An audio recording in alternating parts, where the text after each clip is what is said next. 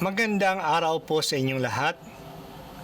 Tayo po'y maswerte sa simbahan na mayroon po tayong gabay na ibinigay sa atin ni Hesukristo, ang Santo Papa, na ginagabayan po tayo sa pamagitan ng kanyang mga aral.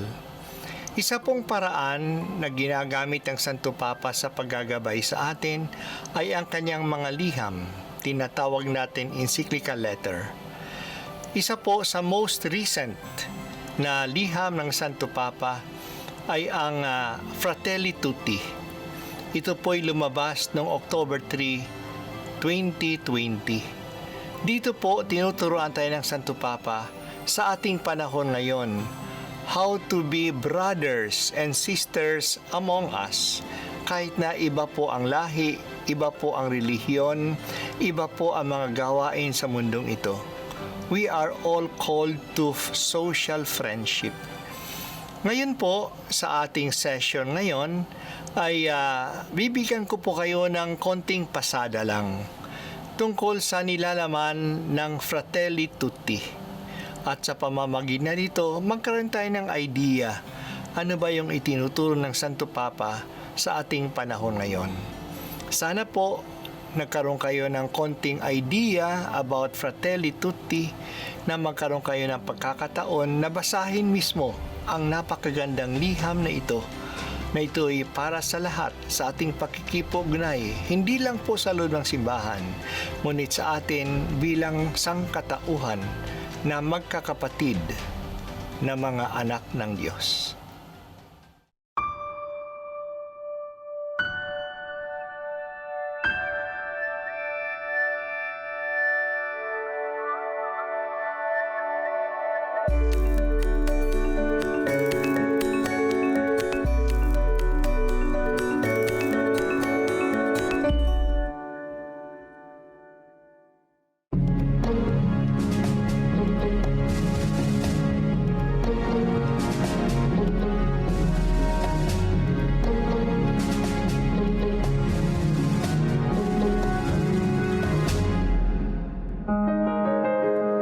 Just recently, the Pope came out with the document Fratelli Tutti, which is a call to fraternity and social friendship.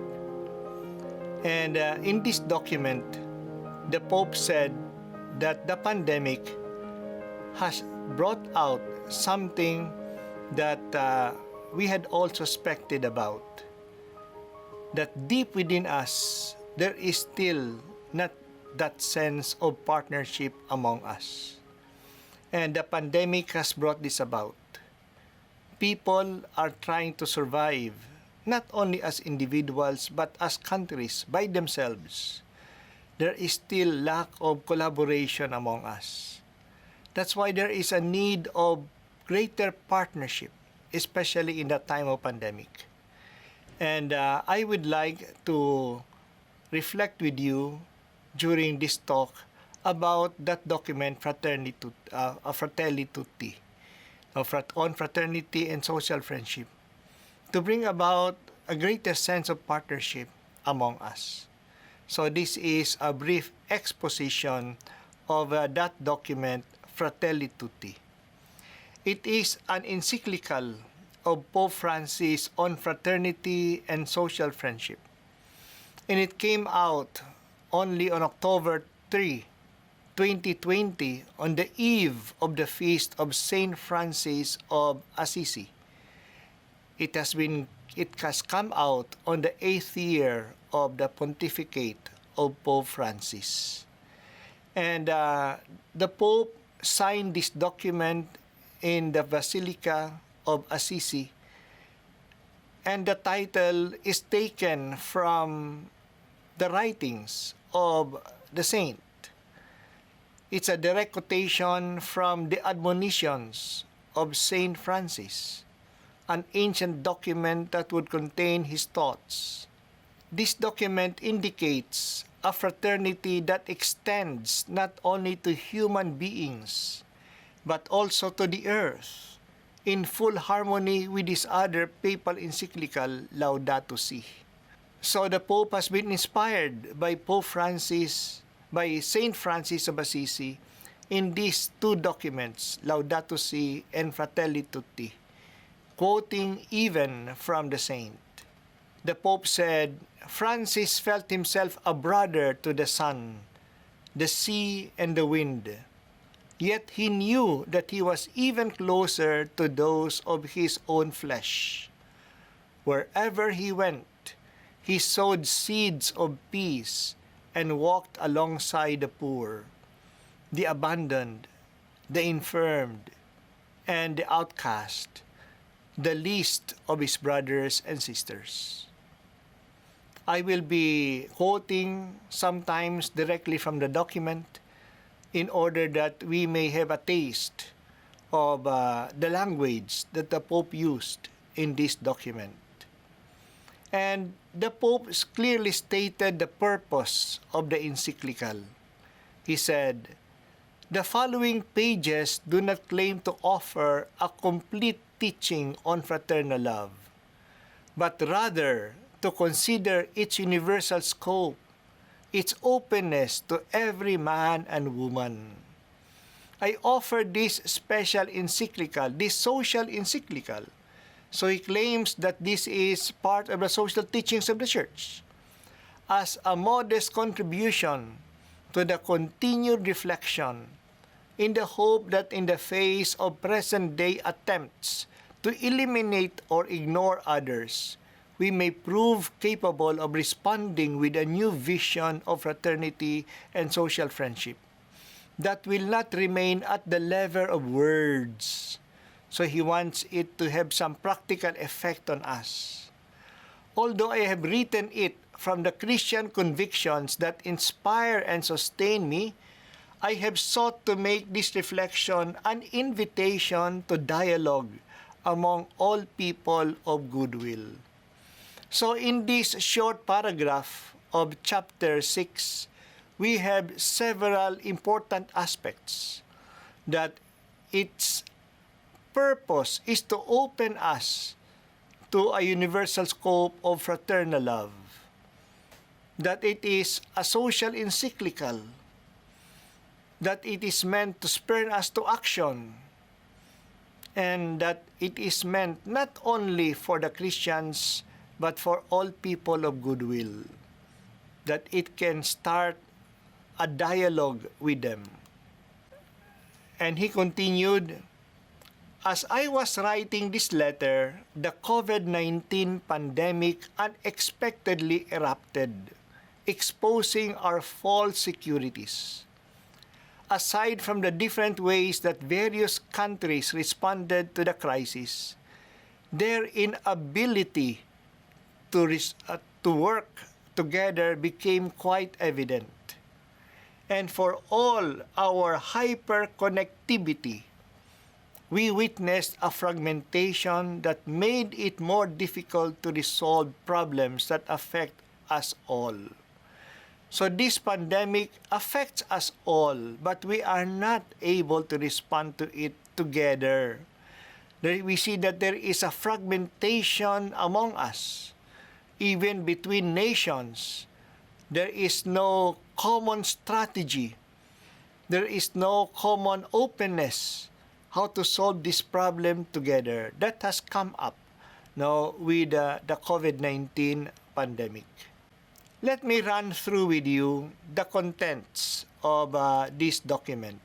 There is the introduction, and after the introduction, we have the first chapter entitled Dark Clouds Over a Closed World. It gives us a brief rundown of our problem situation in the world because of the lack of openness, lack of fraternity.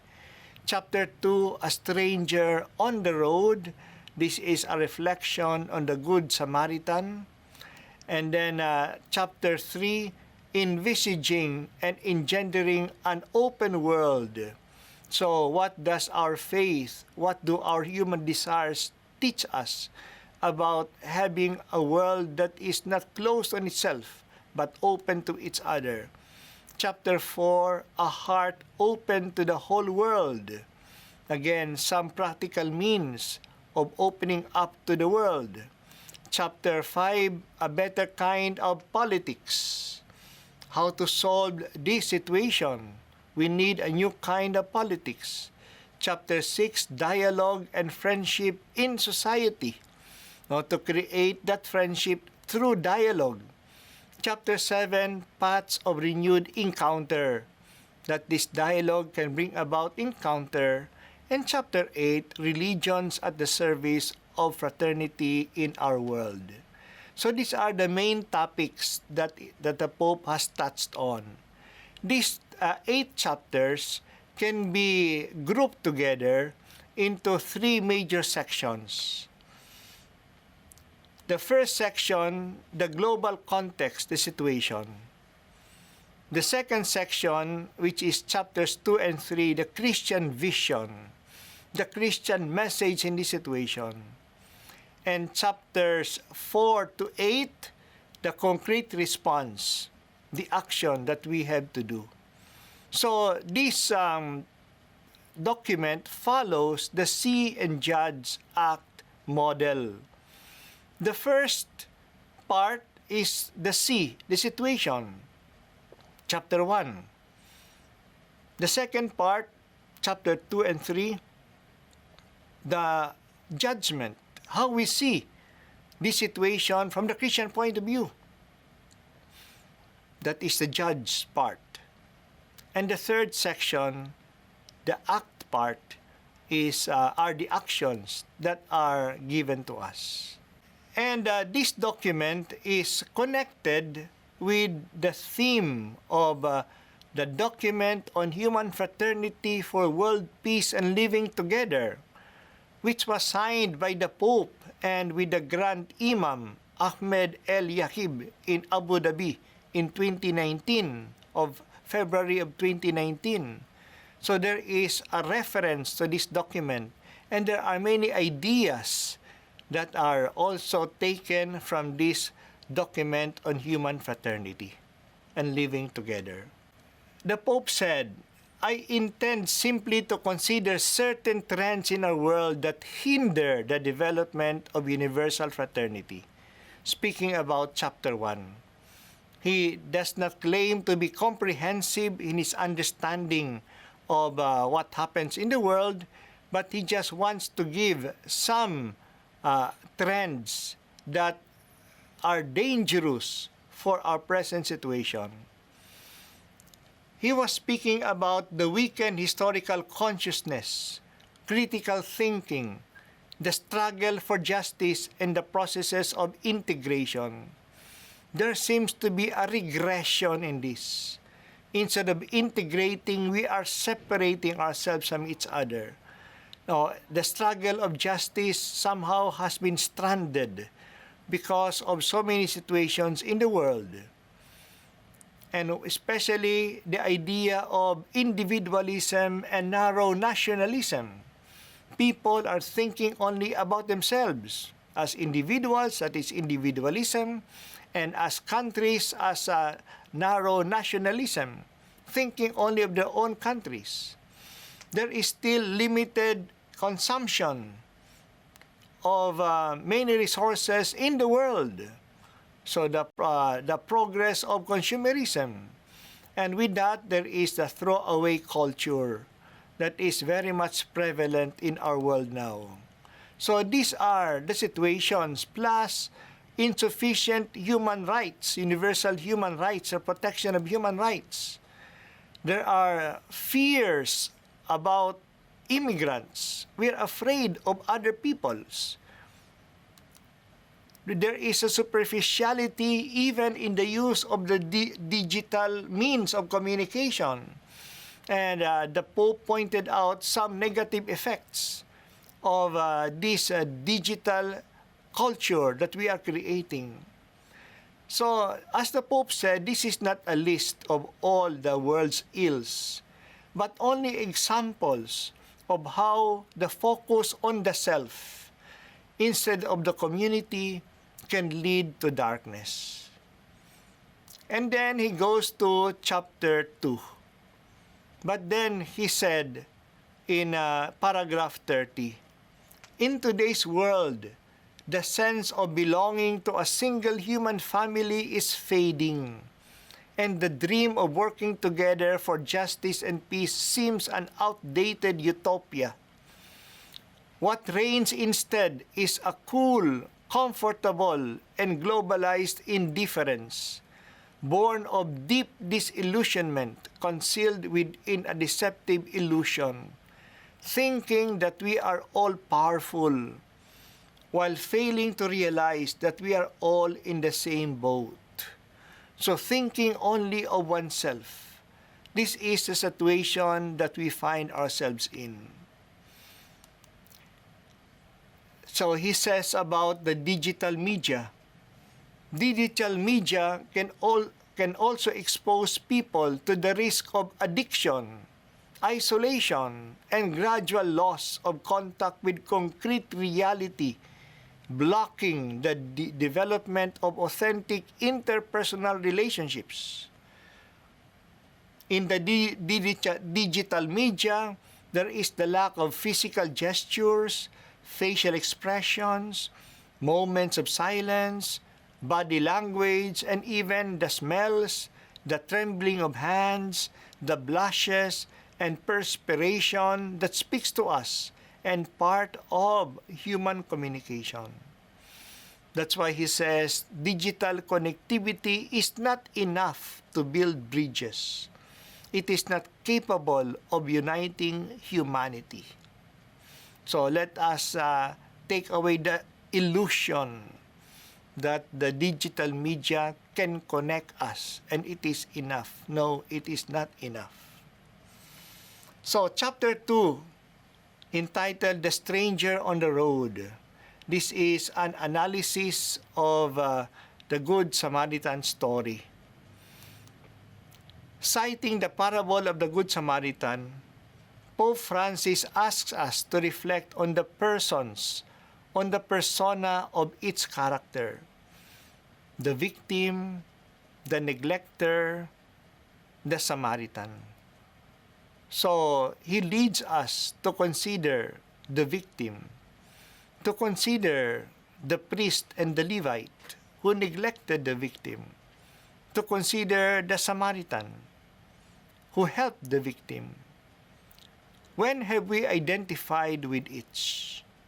He said, how have we contributed either to the care or failure of society in caring for others? We are called to put our belief in God into tangible actions, to help unite the world, care for the wounded, and overturn oppression, using each new day as an opportunity for new possibilities of caring for others. So this is developed in chapter 2.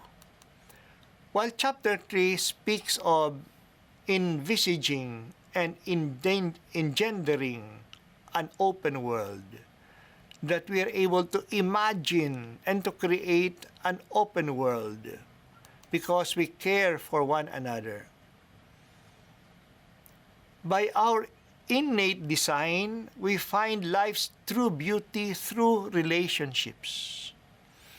And precisely as human beings, we become more human in relationships, not in the things that we possess, not even in the things that we know.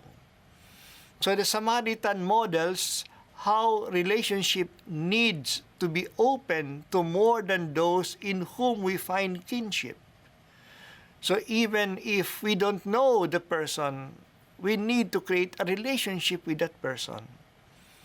We make ourselves neighbor. We don't wait for the neighbor to come, but we make ourselves neighbor to those along the road whom we meet. Genuine love seeks the best life for all, including those normally disenfranchised, such as the elderly and the disabled. Fraternity is a conscious and careful cultivation of recognizing each person's dignity and worth, meeting basic needs and giving everyone the means to achieve personal potential, So this is our dream of taking care of each other, not only of those persons whom we know, but of those who are in need. And then chapter 4, we are now entering into some practical ways of action that the Pope is suggesting to us, a heart open to the world. And here, he focuses on the issue of immigration, recognizing cultural diversity as a gift of enriching all and acknowledging that countries who provide mutual assistance augment each other. So we see the migrants, the immigrants, with difference in language, in culture, in skin color, as a way of enriching one another. That's why he said we need to develop an awareness that nowadays we are either all saved together or no one is saved. Poverty, decadence, and suffering in one part of the world are a silent breeding ground for problems that will end up affecting the entire planet. So we see that the wars in the Middle East, in Syria, are affecting Europe. People are going to Europe because of the wars in Syria, in Afghanistan. We see that the poverty that is crippling Africa is going up to Europe, is going beyond the nation to the US, is going to Australia.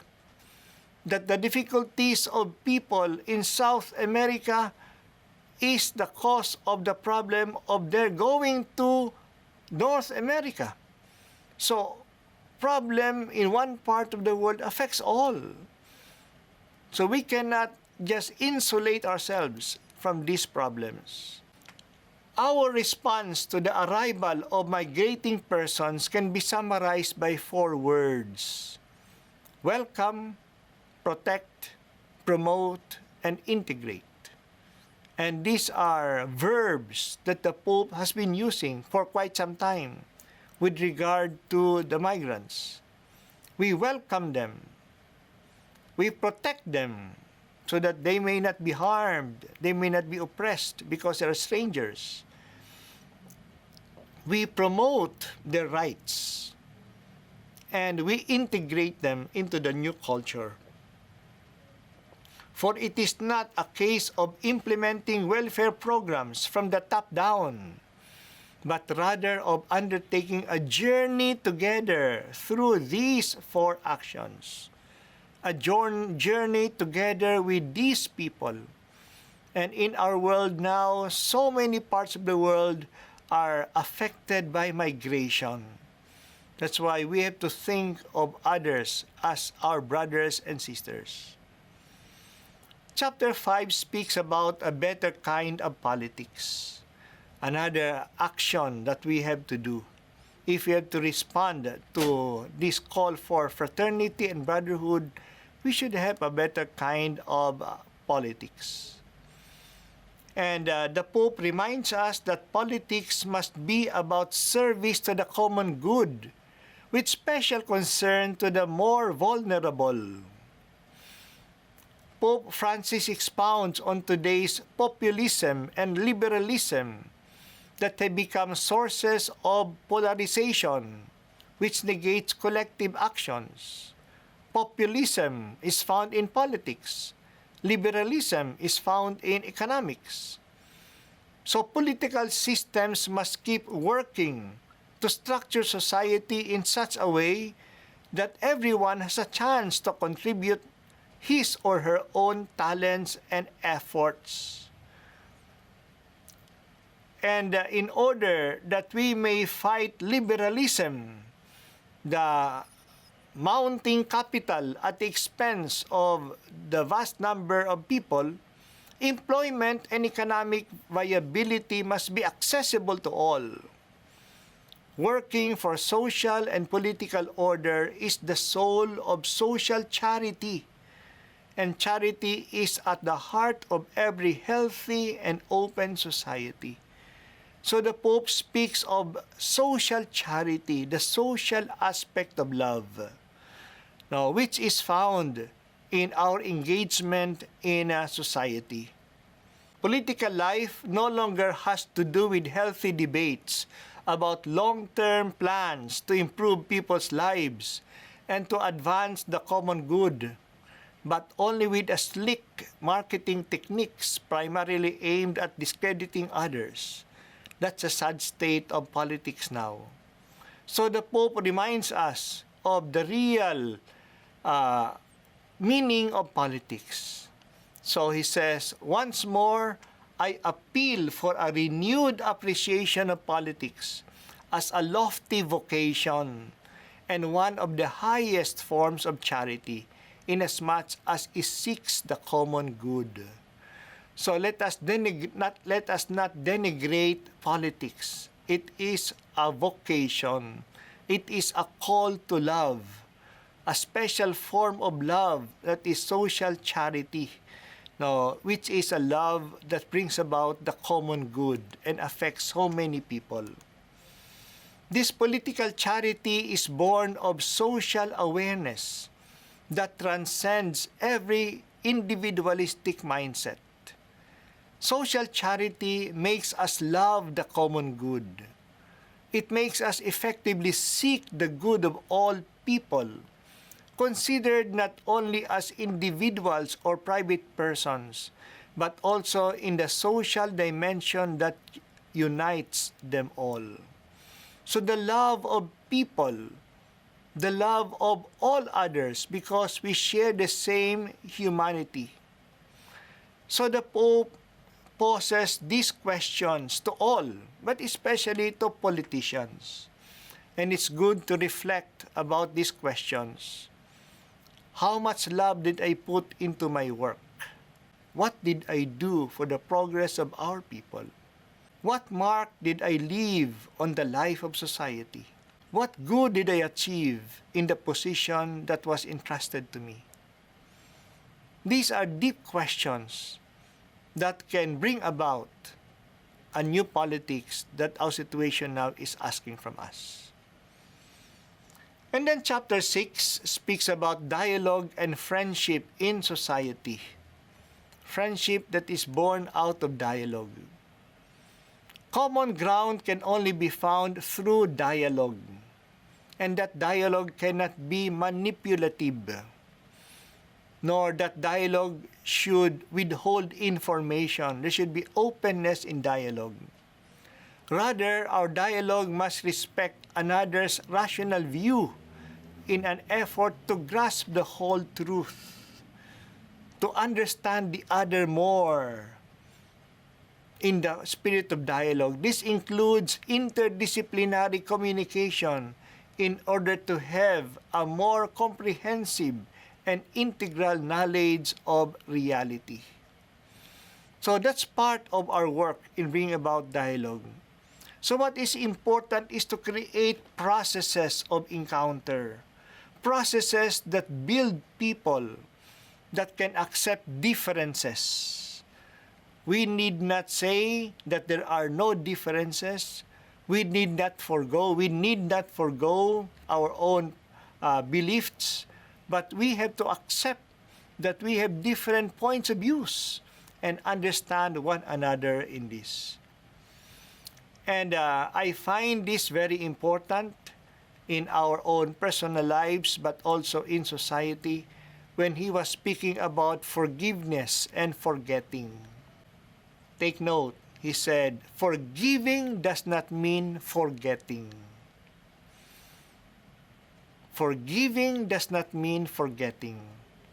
In the face of something that cannot be forgotten for any reason, we can still forgive. If forgiveness is gratuitous, then it can be shown even to someone who resists repentance and is unable to beg pardon. This goes against many ideas of our time that to say to forgive is to forget. Not necessarily. Especially if the wound is deep, I cannot forget it. But it does not mean that I can continue on the process of violence to each other. And forgiveness is gratuitous. That's why one can even forget, and one can even forgive people who do not repent, who do not ask for forgiveness. Those who truly forgive do not forget. Instead, they choose not to yield to some destructive force that caused them so much suffering. They break the cycle, the vicious circle. They halt the advance of the forces of destruction. So, we can forgive even if we do not forget. And chapter 7 gives us paths of renewed encounter, how we can bring about this encounter. And the Pope speaks about peace built on justice, mercy, and truth. And these three things come together. There cannot be peace without justice. Justice is connected with mercy. And justice and peace is connected with truth. So, peace requires collaboration and legitimate assessment of a situation. That's why there is truth. This requires us to place at the center of all political, social, and economic activity the human person, understanding that inequality and lack of integral human development makes peace impossible. Let us speak about human person now, not the human person that we know before, based on our own biases. Not the systems, but the human person that we care for now. This is important to build about that idea of encounter. And in this section, the Pope focuses on two false answers to problems of our time. One is war, second is death penalty.